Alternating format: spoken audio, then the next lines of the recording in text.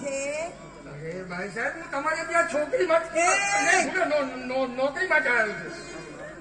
તારું નામ? મારું નામ બ્રિજરાજ ભારતરીવાલ. લ્યો, કામ કરું, કપડા ધોવાના, વાસણ ઉટકવાના.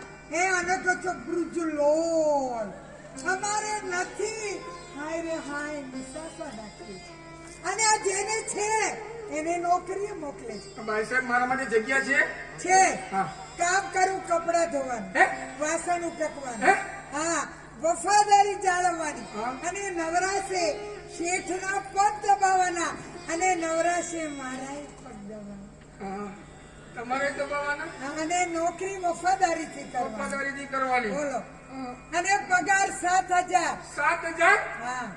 અરે રે, મણી તો કહેતી હતી કે પૂરતા પોઝિશન વાળી નોકરી છે અને પગારે સારો એવો મળશે. તો આ તો ઘરઘાટીનો કામ કરવાનો વારો આવે છે. હવે સમજો કે માનુની મને તાવવા માંગતી હોય એમ લાગે છે, પણ કઈ વાંધો નહીં. પ્રેમની દોરી કેટલી મજબૂત ને કેટલી લાંબી છે ને એને હું સાબિત કરાવી દઈશ. હજી તો અહીંયા ઉભો છે, એમાં વિચારમાં શું ચડી ગયો?